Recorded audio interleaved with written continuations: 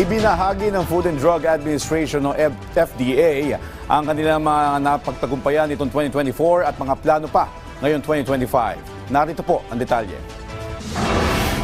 Murang gamot, pag-agapay sa micro, small and medium enterprise at ease of doing business. Ilan lamang ito sa mga ibinahagi ng Food and Drug Administration sa programang Bagong Pilipinas Ngayon para sa kanilang mga napagtagumpayan nitong nakaraang 2024 at mga plano pa ngayong 2025. Ayon kay FDA Director General Dr. Samuel Zacate, isa sa mga ipinagmamalaki ng ahensya ay ang mga mas pinahusay pa nila ng mga polisiya katulad ng pagpapalawig sa validity ng license to operate kung saan ang dating 3 years initial 5 years renewal ngayon ay 6 years initial 12 years renewal para sa mga distributor, manufacturer at importer habang maaari na mag-apply ang mga MSME ng 3 years initial at 6 years renewal para sa kanilang mga negosyo. It will give more stability for the stakeholders in the company for their product and for their operations to be more continuous, no, on top of our mandate to safeguard the public health through post-marketing survey kasi ini-inspect namin yan eh. Kasabay ito ng mga inisyatibo ng ahensya para sa mga micro-small business katuwang naman ng mga lokal na pamahalaan, academies at mga kooperatiba sa buong bansa. Alinsunod naman sa utos ni Pangulong Ferdinand R. Marcos Jr. at marching order nito sa FDA na tangkilikin ng sariling atin, patuloy nilang isinusulong ang pagkakaroon ng sariling hub ng bansa para sa mga medical manufacturers ng mga pharmaceutical and medical devices.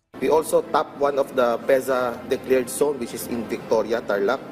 We also had the office there and laboratory na ongoing na po ang construction at itatayo na rin po yun for this year, matatapos hopefully by this year, and we will launch eventually the ribbon cutting of the first ever PharmaDev Zone at nangyari lang po yan sa panahon ni Bongbong Marcos. Ipinagmalaki rin ng FDA ang pagpapabilis ng regulatory process sa pharmaceutical exports at active pharma ingredients para mas mapabilis ang pag-aproba ng mga ligtas na gamot. Samantala, puspusan ngayon ng FDA sa pagtutok sa mga counterfeit na gamot kasabay ng mga inisyatibo nito para mas mapalago pa ang cosmetic industry sa bansa. Mula PTV, Joshua Garcia para sa Balitang Pambansa.